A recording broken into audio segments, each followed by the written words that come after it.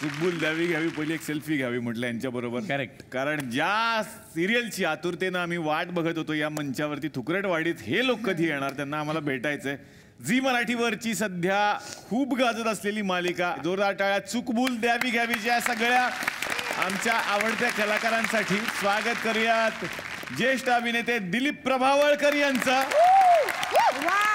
स्वागत करूयात या मंचावरती ज्येष्ठ अभिनेत्री नैना आपटे यांचं. स्वागत झालं पाहिजे आमच्या प्रचंड लाडक्या असणाऱ्या सुकन्याताई मोने. जोरदार टाळ्या झाल्या पाहिजे. जो आला की इकडे एनर्जीचा धमाका येतो. प्रियदर्शन जाधव. आणि जोरदार टाळ्यांनी आपण स्वागत करूयात संदीप पाठक यांच्या कुणी फाटक. तर सगळ्यांचं मनापासून स्वागत करतो या मंचावरती. आणि दिलीप काका, तुम्हाला विचारायचं, खरं तर हे नाटक खूप गाजलेलं चुकबुल द्यावी घ्यावी आणि नंतर टेलिव्हिजनवर मालिकेच्या स्वरूपात आलं. काय सांगाल याविषयी? ते मुळात एक एकांकिका होती. मोहिनी दिवाळ्यांकामध्ये मी एकांकिका लिहिली होती आणि त्याच्यावर विनायक चास्करांच्या नाटकाच्या कार्यक्रमामध्ये आम्ही नाटिका केली. त्यात माझ्याबरोबर माझी बायको झाली होती, मी राजाभाऊ होतो, माझी बायको झाली होती नीना कुलकर्णी. आणि गंमत म्हणजे आम्हीच आमच्या तरुणपणीचे रोल्स केले होते त्या एकांकिकांमध्ये. आणि त्याच्यानंतर झालं असं की अमेरिकेमध्ये ह्युस्टन या शहरामध्ये बृहन्महाराष्ट्र मंडळाचं अधिवेशन होतं. वा. आणि तिकडे इथून जाणारं एक आत्मकथा नाटक जे होतं त्या काही अडचणींमुळे जाऊ शकलं नाही आणि ते म्हणाले इंडियातनं एक नाटक आलं पाहिजे. त्यांनी मला फोन केला की तुम्ही लवकर एक नाटक लिहा आणि आमच्याकडे पहिला प्रयोग करा. तर मी असा काही सिद्धस्त नाटककार नाही की बसला की नाटक लिहू शकेन. मला वाटलं की ह्याच्यावर काय नाटक करू नये म्हणून मी त्या चुकबुल नाटिकेवर चुकबुल द्यावी घ्यावी एक अखंड नाटक लिहिलं. नाटक कसं लिहू नये याचा तो वस्तुपाठ होता. आणि मग आम्ही त्या नाटकाचं मनवाच्या आग्रहावरून आम्ही ती सिरियल करतोय, ज्याचे लेखन मी करत नाही, मधुगंधा कुलकर्णी करतायत. असा प्रवास झालाय नाटिका. भरपूर गप्पा मारायच्या आहेत या मालिकेविषयी. सगळ्यांचं मनापासून स्वागत आणि विनंती करतो कृपया तुम्ही आमच्या बरोबर विराजमान व्हा. बाकी तुम्ही कसे आहात? मजेत ना? आणि आपला नेहमीचा आपुलकीचा प्रश्न जो नेहमी मी विचारतोच, हसताय ना? हसायलाच पाहिजे, कारण पुन्हा एकदा घेऊन आलोय आपल्या हक्काचा आपला लाडका कार्यक्रम ज्याचं नाव आहे चला हवा उद्या महाराष्ट्र दौरा. तर आता आणखीन काही पाहुण्यांचं आपण स्वागत करूयात गप्पांपूर्वी. आता या मंचावरती आपण आमंत्रित करणार आहोत या मालिकेच्या लेखिका मधुगंधा कुलकर्णी यांना. नमस्कार, स्वागत आणि विनंती करतो आमच्या बरोबर विराजमान व्हा. यानंतर आपण स्वागत करूयात या मालिकेचे दिग्दर्शक स्वप्ननील जयकर यांना.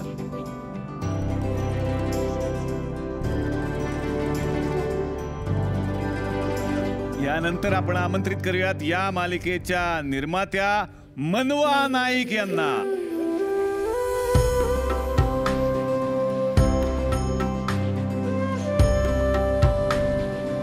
सुशांत तुंगारे आणि मनवा नाईक असे निर्माते आहेत या मालिकेचे. मनवा, मनापासून स्वागत. दिग्दर्शिका आता निर्माती, त्याबद्दल तर बोलायचंच आहे, पण नुकतंच मनवाचं लग्न झालेलं आहे.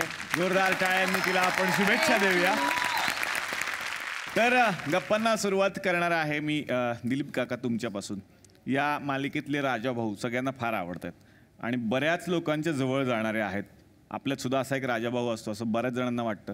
तर राजाभाऊ आणि दिलीप काका हे वेगळे आहेत का सेम आहेत? नाही, बरेच वेगळे आहेत. म्हणजे असं काही एवढे लपवाछपवी मी करत नाही बायको कडून. फिटनेस वेळ वगैरे आहे मला सुद्धा, पण बाकी रंगेलपणा असं नाहीये. आणि ही आवड पण अजिबात मी फारच सोहळा आहे. हो, ते सारखं ते जाऊन त्याच्या मित्र टेण्याकडे बायकोला शेंड्या लावून तिकडे जाऊन ते काय करतात तीर्थ प्राशन, तसं मी प्रत्यक्ष आयुष्यात नाही करत. त्याच्यामुळे बघायला गंमत वाटते राजाभाऊंकडे. राजाभाऊ जसे फेसबुकवर वगैरे ऍक्टिव्ह आहेत तसं मी फेसबुकवर नाहीच आहे. व्हॉट्सअपवर वगैरे आहे, फेसबुकवर मी नाहीच आहे. पण ते धमाल ते पात्र बघायला ते. आणि मी पण हळूहळू त्या राजाभाऊंसारखा व्हायचा प्रयत्न करतो एरवीच्या आयुष्यात. वा. सुकन्याताई, आता तुमच्याकडे येणार आहे. मालती हे पात्र तुम्ही साकारता. मोठ्या वयाची व्यक्तिरेखा तुम्हाला साकारायची होती. तुमचा तो अनुभव कसा होता? खरं तर कुठलीही भूमिका साकारताना करताना मला कधीच दडपण येत नाही, आलं नाही.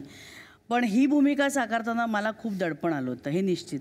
खूपच सोबर आणि रिसिव्हिंग आहे. मला ती वाटते रिसिव्हर आहे ती. ह्यांचे ऐकते, ह्यांचे ऐकते, त्याचे ऐकते, सगळ्यांचं ऐकत असते. तर त्याच्यामुळे आपण अजून काय वेगळं करू शकू ह्याच्यामध्ये, की आपण ह्याच्यामध्ये उठून दिसू. तर नुसतंच पॅच लावून, नुसतंच म्हातारा दाखवून होणार नाही, तर अजून काहीतरी वेगळं करायला पाहिजे. आणि ते शोधण्याचा अजूनही माझा प्रयत्न चालू आहे. कारण मी खरोखर ह्याच्यासाठी खूप नवखी आहे. म्हणजे आजपर्यंत विनोदी फार नाही आहे माझी भूमिका, पण निदान ह्यांच्या बरोबरीने तरी मी कुठेतरी पोचायला पाहिजे, ह्याचा माझा प्रयत्न चालू आहे. वा. आणि मोने काकांमध्ये किती राजाभाऊ आहेत? संपूर्ण. त्याच्यामुळे मला वेगळेपणा काही वाटतच नाही. जे घरी हँडल करायचं तेच सेटवर मला हँडल करायचं आहे. संपूर्ण तसाच आहे राजाभाऊ. आता येणार आहे नयना आपटे यांच्याकडे. बरीच वर्ष रंगभूमी गाजवल्यानंतर आता तुम्ही टेलिव्हिजनवर आलेला आहात पुन्हा एकदा. कसं वाटतंय? पहिली गोष्ट म्हणजे आम्ही सगळ्यांनी एकमेकांच्या बरोबर कामं केलेली आहेत, त्यामुळे कामाची पद्धत आम्हाला माहिती आहे. दुसरी गोष्ट, एवढी सगळी आवळ्याची मोठ मनवा नाईक यांनी बांधली आहे, त्यामुळे कुठलाही आवळा निसटून जाऊ नये याची दक्षता ती नेहमी घेत असते. हे सगळं श्रेय अर्थात सगळ्यांचंच आहे, कारण शेवटी हे टीमवर्क आहे. त्यामुळे जे काही तुम्ही पाहताय चांगलं, ते आमच्या मेहनतीचं फळ आहे. 100% आम्ही चांगल्यातलं चांगलं करण्याचा प्रयत्न करतोय असं आम्हाला वाटतं. वा वा. बालनाट्यापासून सुरुवात आणि 101 वर्षाची आजी साकारताय तुम्ही. आणि मी तर फॅन झालो जे तुम्ही त्या आजींच्या वेशात बोलता, जी एक स्टाईल आहे तुमची. मी भयानक हसतो घरात, म्हणजे मला ते इतकं आवडतं. तर आणि आता आणखीन तरुण झालात. आता आणखीन तरुण, आता हळूहळू फ्लॅशबॅक वाढतच चाललेले आहेत. आता मला शाळेत जाणारी वगैरे स्कर्ट बीट असं दाखवणार, 2 वेण्या वगैरे असं, तेवढंच आता राहिलेलं आहे.